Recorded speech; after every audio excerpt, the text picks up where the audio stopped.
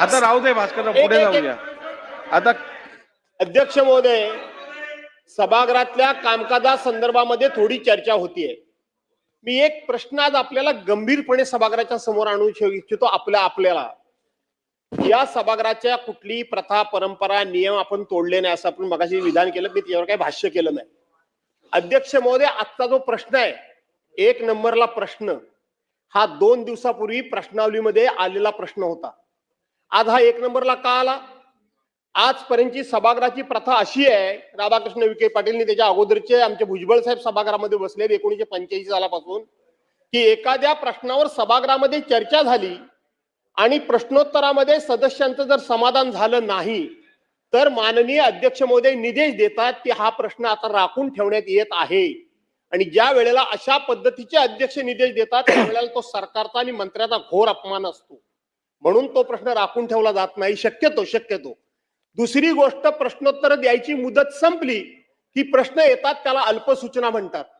आणि म्हणून अल्पसूचना असेल तर ती अल्पसूचना म्हणून वरती लिहिली जाते. अध्यक्ष महोदय, हा गंभीर प्रश्न माझ्या दृष्टीने एवढाच आहे की हा प्रश्न परवा राखून ठेवला होता का? तर सभागृहात मंत्री नाही म्हणून राखून ठेवलेला प्रश्न आज 1 नंबरला येतो कसा? कुठल्या नियमामध्ये येतो? कुठलं सभागृहाचं कामकाज आहे? इतक्या वर्षाच्या एक मिनिट, तुम्ही त्याची दखल घ्याच. विधिमंडळाचं काय चाललंय ते इतके वर्षाच्या अनुभवामध्ये इथे सिनियर लोक अनेक माझ्यापेक्षा थोडं जास्त बसलेत. त्यांनी सांगावं की मंत्री सभागृहात नाही म्हणून राखून ठेवलेला प्रश्न हा भास्करराव जाधव साहेब, या संदर्भातली मी माहिती सकाळी घेतलेली आहे. सदर प्रश्न जेव्हा सादर केला गेला होता त्या तालिका अध्यक्ष हे चेअरवर होते आणि त्यावेळेला मंत्री महोदय पण मला वाटतं सभागृहात उपस्थित नव्हते आणि सभागृहाकडनं अशी विनंती करण्यात आली की हा महत्वाचा प्रश्न असल्यामुळे हा पुढे ढकलवून हा राखून ठेवून हा पुढच्या दिवशी घेण्यात यावा. त्या अनुषंगाने हा प्रश्न आपण आज घेतलेला आहे. परंतु हा असा तारांकित प्रश्न बॅलेटमध्ये नव्हता आणि अचानक घेतला अशी परिस्थिती नाहीये. तो प्रश्न ऑर्डर ऑफ द डेला त्या दिवशी होता. त्या दिवशी त्याच्यावर चर्चा घडून येऊ शकली नाही. सभागृहाच्या विनंतीनुसार आपण तो प्रश्न आज घेतला. हा प्रेसिडेंट समजायचा.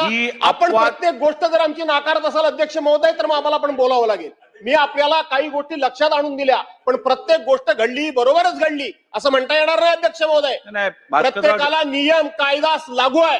विधिमंडळाच्या कुठल्या नियमामध्ये असा प्रश्न राखून ठेवला जातो आणि तो पुन्हा दाखवला जातो असं सांगा तुम्ही अध्यक्ष महोदय. मी अतिशय सौम्यपणे घेतलं होतं पण प्रत्येक गोष्ट तुम्ही आमची उडवून लावणार असाल तर हे सन्माननीय भास्करराव जाधव साहेब, सभागृहाच्या कामकाजा संदर्भात आपल्याला जो मुद्दा मांडायचा आहे तो मुद्दा मांडायची मी तुम्हाला मुभा दिलेली आहे आणि मी तुमचं ऐकून घेतलेलं आहे. त्यानंतर आपण जी हरकत घेतलेली आहे त्या संदर्भातली माहिती मी सभागृहाला दिलेली आहे. त्यावेळेला आपले तालिका अध्यक्ष जे बसलेले चेअरवरती त्यांनी सभागृहाचा सेन्स घेता हे निर्देश दिलेले की हा प्रश्न राखून ठेवून पुढे घेण्यात यावा. त्या अनुषंगाने ऐकून घ्या. तुमच्या आता मूळ प्रश्नाचं मी उत्तर देत आहे. प्रथा परंपरेनुसार अगदी योग्य आहे की आपण चर्चा झालेला प्रश्नच राखून ठेवतो. याबद्दल दुमत नाही. मंत्र्यांनी सभागृहात उपस्थित राहणं हे अपेक्षित नाही, हे अनिवार्य आहे, याबद्दलही दुमत नाही. त्या दिवशी काही कारणास्तव मला नक्की कारण माहित नाही, वरच्या सभागृहात होते का इतर काही कामकाजात जे काय असेल मी माहिती घेतली नाहीये, ते उपस्थित नव्हते. त्यांनी उपस्थित राहणं अपेक्षित होतं. सभागृहाला या प्रश्नावरती चर्चा घडवून आणायची होती आणि म्हणून सभागृहाच्या विनंतीनुसार तालिका अध्यक्षांनी तो निर्णय घेतलेला. परंतु त्या निर्णयाशी मी संपूर्णपणे सहमत नसलो तरी सभागृहाचा सेन्स लक्षात घेता मी तो प्रश्न आज घ्यायची परवानगी दिलेली आहे आणि अध्यक्षांकडे काही ओव्हररायडिंग अधिकार आहेत आणि त्याच्या अनुषंगाने मला वाटतं एखाद्या प्रश्नावरती सकारात्मक चर्चा जर सभागृहात होणार असेल तर मला वाटत नाही एखाद्या अपवादात्मक परिस्थितीत आपण त्याला परवानगी दिली तर काय चुकीचं आहे.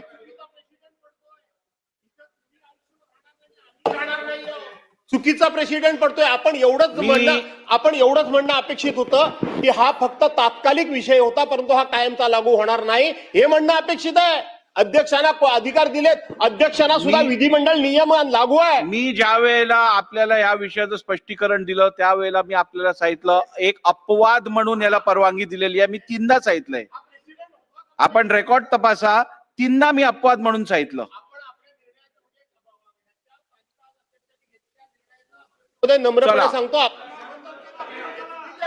भास्करराव जाधव. महाराष्ट्रातील ताज्या बातम्यांसाठी बघत रहा टाइम्स टुडे टीव्ही. सोबतच शेअर करा, सबस्क्राईब करा आणि बेल आयकॉन प्रेस करा.